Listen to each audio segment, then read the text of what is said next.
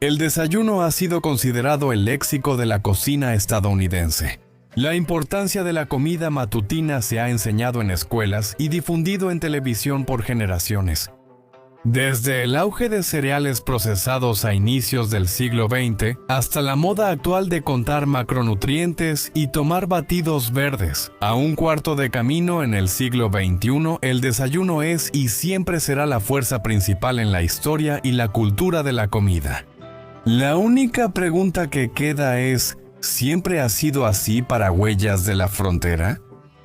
Estamos aquí para responder precisamente a esa pregunta mientras echamos un vistazo más de cerca a los vaqueros de los hotcakes del viejo oeste y pintamos el cuadro de una frontera estadounidense probada y verdadera. Desayuno.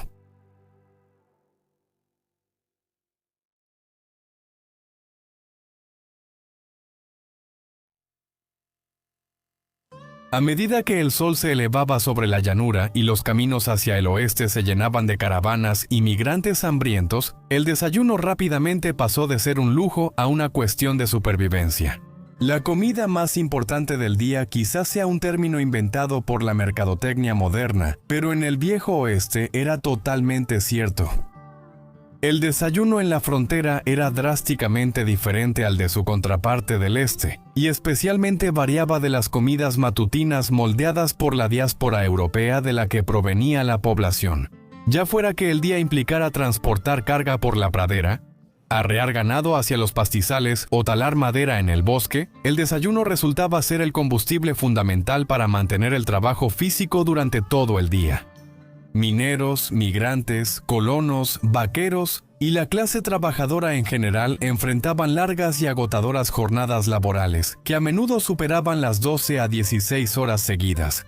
Nadie contaba calorías entonces, pero los trabajadores del oeste sabían que su labor causaba déficits calóricos. Sin mencionar los viajes extenuantes o la exposición que enfrentaban en su vida diaria.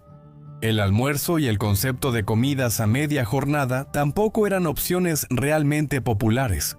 El trabajo no permitía mucho descanso ni el tiempo necesario para detenerse a cocinar una comida para el equipo. Ya fuera una familia de 4, un equipo de 30 vaqueros o 200 emigrantes en la ruta de Oregón. Como resultado, los alimentos del desayuno seguían un patrón bastante común. Eran densos y grasosos, llenos de proteína y manteca, y los ingredientes tenían un alto rendimiento energético, y también se consideraba su estabilidad en almacenamiento. Y si la comida podía o no cocinarse convenientemente sobre una fogata. En primer lugar, los alimentos del desayuno también eran repetitivos.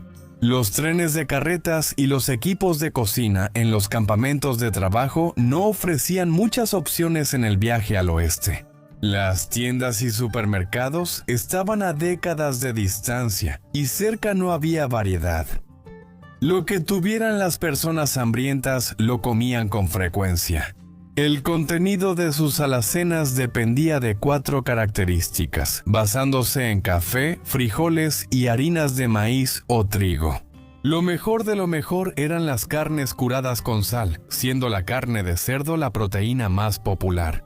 Sería difícil encontrar muchos productos frescos almacenados en un campamento, pero a la gente no le importaba. Sabían que la naturaleza repetitiva de las cocinas de la frontera era una necesidad, y nadie se atrevía a quejarse. Las quejas eran difíciles de escuchar. La piedra angular del desayuno del viejo oeste sigue siendo la base de la alimentación estadounidense hasta el siglo XXI. El tocino cumplió el papel de cualquier alimento esencial en las epopeyas de la migración al oeste. Era básico para sobrevivir y un milagro para la moral. ¿Qué mejor forma de animar al equipo que ver tocino chisporroteante al amanecer? Además de ser un alimento delicioso y sustancioso, el tocino era una mercancía vital en la época de las caravanas. Al viajar al oeste se pedía a los grupos llevar al menos 50 libras de tocino por adulto. Esto convirtió a los mataderos y mercados de carne en potencias comerciales a ambos lados del río Mississippi. Durante la independencia, el tocino de Missouri costaba unos 5 centavos por libra. En la costa de Oregón podía alcanzar un aumento del 500%, llegando a la impresionante cifra de 25 centavos por libra. Claro, los vaqueros y sus cocineros no llevaban carne de cerdo cruda por las llanuras. El tocino solía salarse, curarse o ahumarse para conservarse antes de salir cada día. Si el viaje era largo, los encargados de víveres empacaban la carne en barriles con salvado. El salvado servía como relleno para absorber el exceso de calor y evitar que la grasa del tocino se derritiera y se volviera líquida. No pasó mucho tiempo para que la cultura de la vida en el Viejo Oeste adoptara el tocino como una expectativa diaria. Un desayuno sin tocino era como un barco sin su capitán, una manada sin su alfa. De hecho, el tocino servía como un consuelo, una rareza en medio del agotador temor de la supervivencia extenuante. Como muchos desayunos, conservar el tocino era complicado y difícil ante la naturaleza. Si una carreta se descomponía y el tocino resultaba ser una carga demasiado pesada, se tiraba y se abandonaba al costado del camino. Tirar provisiones era una mala idea, pero es comprensible por el miedo de los emigrantes recién llegados.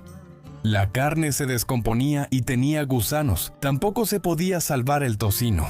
En Fuerte Laramie se tiraron 20,000 libras de tocino durante la fiebre del oro de California en 1849. Cuando los trenes de carretas se quedaban sin tocino, aún había otras carnes disponibles. Había abundancia de res en algún sitio, pastoreaban ganado. El jerky era el principal método de conservación. La carne fresca y sobras se usaban en guisos para desayuno o se asaban en espetón. Cerdo salado. San Salvel se encontraba en la misma categoría. A menudo se hacía jerky, a veces se hervía, pero siempre se lavaba antes de comer debido al exceso de sal. A ningún vaquero le gusta desayunar con deshidratación o insuficiencia cardíaca congestiva. Si se acababa la carne, ¿qué hacían los cocineros? Por suerte, sus carretas Chuck tenían mucho maíz. Y, más específicamente, la harina de maíz es y siempre será un alimento básico en la dieta estadounidense.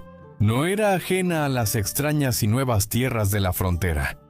La harina de maíz era barata, fácil de transportar y versátil, sin importar los antojos de los hambrientos.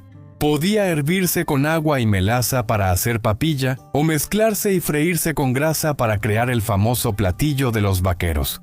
Johnny Cakes, el panqueque oficial del Viejo Oeste, no fueron una creación fortuita de vaqueros curiosos ni de panaderos emigrantes experimentando.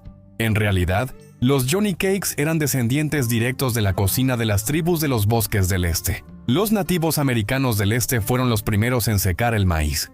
Lo trituraban hasta convertirlo en harina y lo mezclaban con agua antes de cocinarlo sobre piedras calientes y después del contacto en sartenes de hierro fundido. Los Johnny Cakes no tenían agente leudante, pero sí mucha grasa y manteca de cerdo. Entre más densos, mejor. La textura es clave para perfeccionar este desayuno de la frontera. Si una caravana tenía suerte, la melaza era el complemento ideal. El pan fresco era raro al inicio del oeste, pero los Johnny Cakes lo reemplazaron. Eran muy portátiles, lo que los hacía un acompañante calórico y conveniente para las carnes curadas en el desayuno. Para el cambio de siglo XX, la frase «desayuno vaquero» se hizo oficial en la región. La ganadería se había extendido más allá de Yellowstone hacia las llanuras del norte. Los vaqueros y rancheros requerían desayunos abundantes y grasosos con proteína para afrontar estas largas aventuras. El desayuno perfecto de vaquero necesitaba 5 componentes generales: café caliente y fuerte, frijoles cocidos a fuego lento, galletas de hierro fundido, tocino salado y salsa espesa llena de manteca. ¿Escuchaste bien? Frijoles en el desayuno. Este estereotipo del vaquero amante de los frijoles es cierto. Los frijoles, al ser el alimento suplementario por excelencia en su forma seca, se almacenaban y transportaban fácilmente. Podían rehidratarse y recalentarse varias veces. Se dejaban sobre una llama todo el día, y los hambrientos llenaban su taza de hojalata cada vez que sentían hambre. Una receta popular de frijoles usaba melaza para sumar calorías y satisfacer el antojo dulce. Cuando había harina de trigo disponible, los bizcochos eran igual de populares como pilares del desayuno vaquero. Los bizcochos se preparaban en horno holandés para cocineros expertos o se doraban en sartén de hierro fundido engrasado con manteca y harina. Una cuadrilla recién abastecida recibía salsa aparte. Si no, los que desayunaban usaban grasa de tocino en su pan.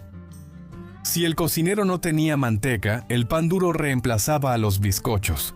El pan duro es una mezcla de agua, harina y sal que se remoja en agua o salsa antes de comer.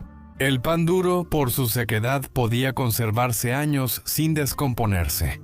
Un alimento popular que se encontraba en los barcos de los viajes transatlánticos o esparcido por los campos de batalla de la guerra civil, el pan duro no era desconocido, incluso en las partes más salvajes del oeste.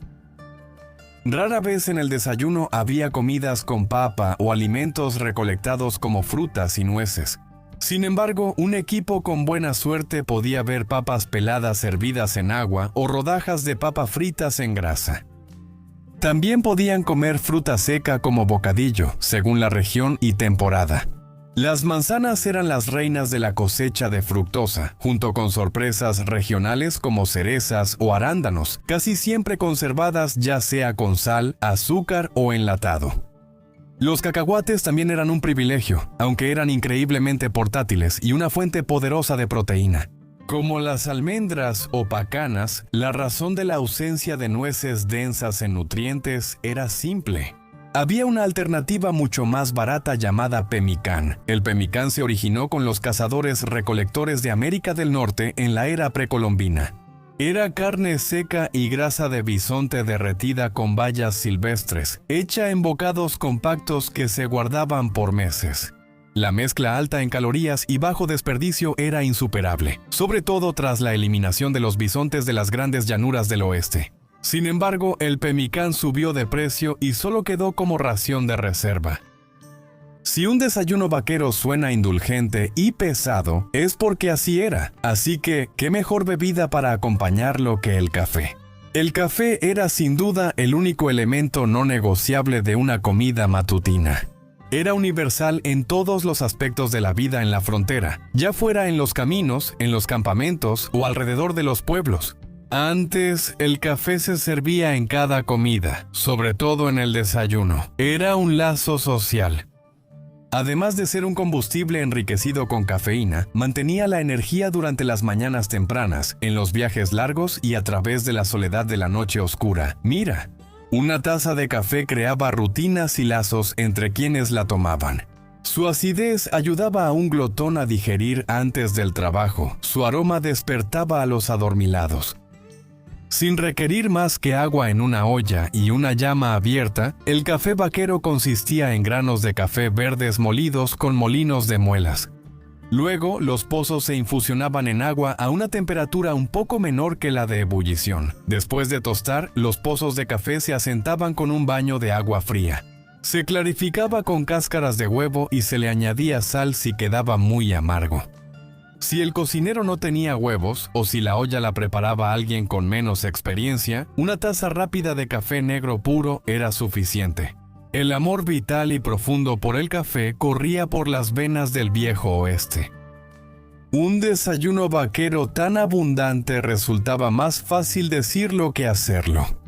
Las comidas venían con limitaciones para cocinar. La preparación y almacenamiento de los alimentos se limitaban a las propias superficies de cocción, y no todos los ingredientes podían caber. Tampoco había estufas de gas, era fuego abierto o el camino de los Begoten. Según el grupo de viaje, el cocinero quizás solo tenga una sartén de hierro fundido y una o dos ollas. Sin embargo, a medida que el oeste se desarrolló, las parrillas portátiles se convirtieron en mejoras comunes que a menudo aparecían en el icono del viejo oeste, es decir, el chuck wagon. Los chuck wagons, creados por el ranchero Charles Goodnight e inspirados en los carros militares, eran sistemas de comida organizados y esenciales en la frontera. Con compartimientos de almacenamiento ampliados y estructuras resistentes diseñadas para alimentar equipos de 30 hombres o más, estos carritos complejos sin duda mejoraron la moral y la eficiencia. Y con más moral, eficiencia y habilidad, los vaqueros curioseaban, y si realmente se pusieran a curiosear, ¿qué encontrarían en los resistentes compartimientos de una carreta chuck? Los frijoles mencionados, tanto de la variedad leguminosa como de café, y el agua se guardaría en un barril de madera. La plataforma con carne salada y harina era el mejor aliado de la carreta Chuck, como sus herramientas de campo y utensilios de cocina de hierro fundido. El jefe de la carreta Chuck, apropiadamente llamado el cocinero o cookie, para los más bromistas, servía como líder moral para cualquier equipo para el que cocinara, y con frecuencia era el segundo al mando, solo después del jefe de la ruta. Ellos llevaban herramientas esenciales para el campamento o la carreta. Los cocineros también llevaban botiquines médicos. Cuando los caminos del oeste se desviaban, tal vez te preguntes, ¿por qué se consideraba a los cocineros de las carretas Chuck con tanta estima para puestos de autoridad? El desayuno alegraba a todos, y una cuadrilla feliz hacía el viaje feliz. Migrantes, mineros y ganaderos por igual sabían que la comodidad era un lujo, pero una comida abundante y preparada con intención hacía una gran diferencia. Para los largos días y noches aún más largas, la misma mentalidad seguía a los trabajadores de regreso a sus hogares. En los salones de los pueblos en auge, ya fuera bajo una tienda de campaña o dentro de 4 paredes, se ofrecían almuerzos gratis para aumentar las ventas de cerveza. Por supuesto, el dinero era el objetivo principal, pero no era tan mala idea alimentar a los trabajadores de cuello azul hambrientos que se dirigían hacia el oeste. Los almuerzos gratis solían ser pan, frijoles y tocino, alimentos básicos y económicos. Una famosa oferta diaria daba cerveza por un níquel y tocino ilimitado. No sorprende que los caminos se sintieran tan familiares como su lugar favorito. Antes de que vaqueros y trabajadores del oeste conocieran el desayuno fronterizo, las tribus nativas del continente ya disfrutaban su propia versión matutina. Puede que estén más conectados con los desayunos modernos que tú y yo comemos hoy de lo que uno pensaría.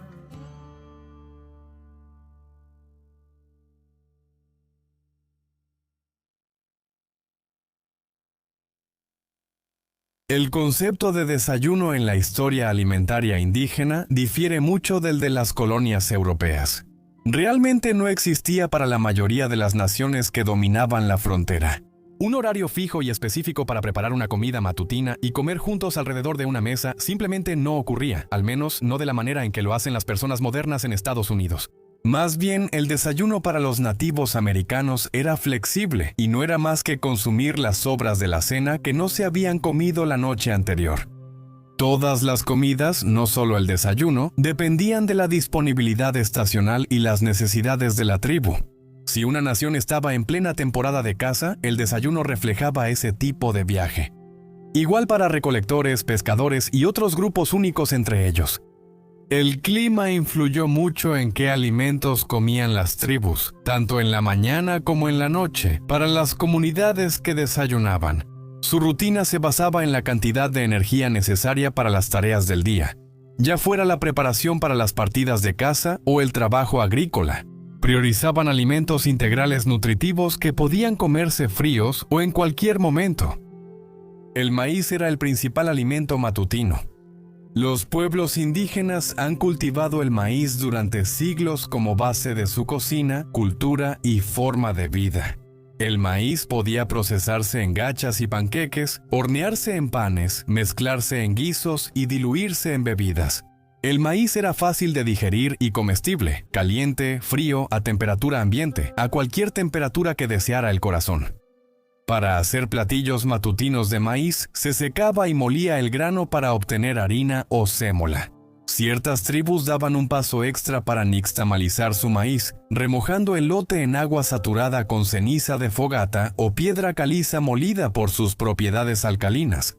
La nixtamalización daba aromas dulces, mejor sabor y suavizaba el maíz desde dentro. Para facilitar el desayuno, al terminar el proceso, los hambrientos ya podían anhelar hominy, un platillo de maíz hecho con la alcalinidad mencionada. El hominy se podía comer como sopa, en pan o bolitas de maíz, o machacarse más para hacer mush o gachas, maíz seco hervido y mezclado hasta espesar, como papilla. El sofki mantenía calientes a los muskollí en el desayuno. El sofki, antecesor de las sémolas modernas, era maíz molido grueso, sin pericarpio y mezclado con agua hasta tener una consistencia líquida. El sofki era más parecido a una bebida finamente colada que a un alimento sólido, pero aún así era una iconografía vital para la cultura muskoji, inspirando la cocina estadounidense por generaciones. Otro alimento básico en el desayuno de estas comunidades indígenas era el bocadillo más popular en los cines hoy: palomitas de maíz. Las palomitas de maíz formaban parte de las tradiciones aztecas y se consumían siglos antes del descubrimiento del Nuevo Mundo. Las palomitas de maíz se consideraban un grano básico en la cocina de las tribus del suroeste, como el tocino o el café. Los europeos comían palomitas de maíz a cualquier hora del día. Molían las palomitas hasta hacerlas polvo antes de cocinarlas en agua hirviendo. El resultado era una papilla espesa y fibrosa de harina de maíz, dependiendo de la melaza de alimentos de la tribu. Usada frecuentemente como endulzante natural, esta mezcla dulce se transformó en cereales de maíz para el desayuno que aún consumimos hoy. Es falso que las palomitas de maíz se hayan introducido en el primer día de Acción de Gracias. La América colonial descubrió por sí misma la versatilidad de las palomitas de maíz, y su bajo costo fue la cereza del pastel. John Harvey Kellogg valoraba sus beneficios digestivos y creía que los cereales procesados, populares entonces, no se comparaban con el maíz. Los cereales de palomitas de maíz originaron los cereales de desayuno en caja, símbolo de los desayunos indígenas del este. En Occidente, tras los desplazamientos forzados de los siglos XVIII y XIX, se adoptó la costumbre alimenticia de las tres hermanas. Cualquier comida en cualquier momento normalmente consistía en uno de tres cultivos: maíz, frijoles y calabaza. Estos alimentos llenos de nutrientes tenían todas las vitaminas, minerales, carbohidratos y aminoácidos que una persona necesita para vivir una vida saludable. Los tres podían crecer juntos en armonía, como si la madre naturaleza hubiera querido que las tres hermanas fueran trillizas culinarias. Los frijoles, como el maíz, se comían también en la mañana. Podían recalentarse de la cena anterior y mezclarse con maíz hervido para hacer un succotash. La proteína natural era esencial en dietas sin carne y ayudaba a las comunidades agrícolas a estar listas para la cosecha. La calabaza era parte de la trilogía de íconos alimenticios indígenas. Asada al fuego o en rebanadas secas al sol, la calabaza se preparaba para adaptarse a cualquier paladar. Podía hervirse en guisos o quitarle las semillas y tostarlas sobre el fuego. Las grasas saludables de dichas semillas enriquecían una dieta ya de por sí diversa. Mientras las tres hermanas dominaban la alimentación indígena, las plantas no eran lo único destacado. Muchas tribus practicaban la caza y la captura de animales, dependiendo de la región. La carne de venado podía ser cazada y procesada prácticamente en cualquier lugar de los 48 estados contiguos. Las presas más pequeñas, como el conejo y el castor, eran favoritas locales. El bisonte prosperó en las llanuras hasta mediados del siglo XIX. En el norte de Canadá y Alaska, el alce, ciervo canadiense y caribú eran carnes de caza muy populares. Esta carne se secaba, ahumaba o asaba para llevarla a las cacerías y comerla como energía en días largos. Los guisos de carne sobrantes también eran un sabroso desayuno. Para las tribus cercanas al agua, el pescado era la base del desayuno. Salmón en ríos de Alaska, trucha en corrientes de las Rocallosas, huevas en lagos y lagunas de las praderas orientales. Los productos de pescado no requerían comerse calientes. En culturas pesqueras, muchos comían piel de pescado fría y ahumada tras oír al gallo.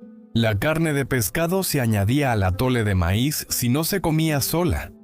Probablemente te has preguntado a estas alturas dónde están los huevos, mientras que los huevos revueltos o estrellados son pilares obvios de los desayunos estadounidenses. Simplemente no formaban parte de la dieta de los nativos americanos, al menos en lo que respecta a las gallinas y sus huevos. Algunas tribus recolectaban huevos de aves silvestres en ciertas temporadas, ya fueran de codorniz, faisán o aves que vivían en los árboles. El pemicán, hecho de carne añejada, grasa y bayas silvestres, también era un desayuno popular y básico para los nómadas. Gracias a su portabilidad y resistencia, tampoco estaba limitado a una sola región del continente. El pemicán dominaba las costumbres alimenticias de Norteamérica. Otros ingredientes naturales en el desayuno frecuentemente incluían alimentos recolectados, raíces y sus respectivos tallos verdes. Ya fueran dientes de león, brotes de helecho, raíces de guapato o papas de pato, o bulbos de chemist, se asaban sobre las llamas y se hervían en guisos. Se comían frutas y bayas en la mañana. Frescas o secas al sol, frambuesas, cerezas y ciruelas de azúcar se recolectaban y procesaban para preparar gachas y pemicán. Los arándanos rojos, azules y fresas eran bocadillos refrescantes tras el amanecer. En cuanto a productos de pan para el desayuno, la harina de trigo era un alimento menos común entre las despensas de los nativos americanos. En cambio, ellos dependían de la harina de maíz para hacer panqueques y panes planos endulzados que servían al amanecer. Los precursores del pan Johnny se freían en piedras o losas de cerámica y se servían con melaza, bayas o jugos de carne. Si la caza era abundante, la tribu Canyan, Cajaca o Mohawk era una de las pocas naciones que transmitía una tradición de desayuno. Mezclaban harina de maíz y frijoles rojos en agua hirviendo para hacer un pastel sólido. A veces, en vez de hornearlo, el pan de maíz con frijoles rojos se servía con carne asada o a la parrilla y se cubría con grasa, según la temporada y disponibilidad. La harina de trigo, después del contacto, evolucionó hasta convertirse en uno de los productos más universales, utilizado por las primeras naciones en cientos de tribus tanto en Canadá como en Estados Unidos. El origen del bannock, conocido como scone o pan frito, es muy disputado. Antes de la influencia de los blancos, los nativos americanos consumían un alimento frito similar hecho de raíces de maíz y savia. Dos teorías principales indican que la harina de trigo frita llegó gracias a comerciantes de pieles del norte. O, más recientemente, dos prisioneros navajos en el fuerte Sumter en la década de 1860 inventaron el pan frito. Tras la expulsión de los nativos americanos y su reubicación en desiertos alimentarios, la harina de trigo surgió por el comercio colonial forzado en las reservas. La harina era una ración limitada por tierras infértiles y poca financiación para evitar que las familias pasaran hambre extrema. La harina, polvo para hornear y manteca o grasa vegetal se mezclaban y freían en aceite para darles textura crujiente. Años después, llegó una versión dulce para el desayuno, con leche y azúcar en la masa. El pan frito simboliza la supervivencia en las culturas nativas y recuerda la adaptación de su gente ante circunstancias extremas previas a la asimilación forzada. Las tradiciones del desayuno de los nativos americanos se entienden mejor con menús organizados por región. Haudenosaunee, Wabanaki y Primeras Naciones, tribus del noreste, comían harina de maíz, gachas, jarabe de arce, frijoles y calabaza con sus hermanas. Las naciones Choctaw, Cherokee y Creek del sureste consumían pasteles de maíz, hominy con verduras y pescado ahumado. Sus vecinos del norte, al otro lado de las grandes llanuras, los Lakota, Cheyenne y Crow, celebraban festines de venado, pemmican y bisonte. Al suroeste, las tribus Navajo, Hopi y Pueblo comían pan piqui, panqueques de maíz azul, guisos de frijoles y a veces carne de borrego. Antes del desarrollo de Oregón, tribus del noroeste del Pacífico como los Coos, los Salis y Tlingit servían salmón ahumado, huevas y algas en el desayuno, junto con otros alimentos recolectados para el banquete. En las culturas árticas y subárticas, como la de los Inuit, los productos de foca y ballena eran las opciones principales, junto con abundante pescado y carne seca, lo que resultaba en una mañana llena de proteínas. En general, el ecosistema del desayuno permaneció sin cambios durante cientos de años en la frontera de Norteamérica, hasta que cambió drásticamente a lo largo del siglo XIX. El maíz, las tres hermanas, las culturas de recolección, cazadores, pescadores y su combinación fueron vitales en la alimentación matutina. Solo para convertirse en procesados, aceites vegetales, azúcares artificiales y harina de trigo blanqueada. Sin embargo, la pérdida de las costumbres tradicionales del desayuno aparentemente no sería permanente. Hoy en día vemos un resurgimiento contemporáneo de la auténtica cocina indígena. Enfocarse en recolectar y acceder a alimentos saludables y usar ingredientes completos con herramientas modernas ha facilitado volver al desayuno nativo americano. Es un rico lienzo culinario que merece celebrarse junto con la buena comida estadounidense.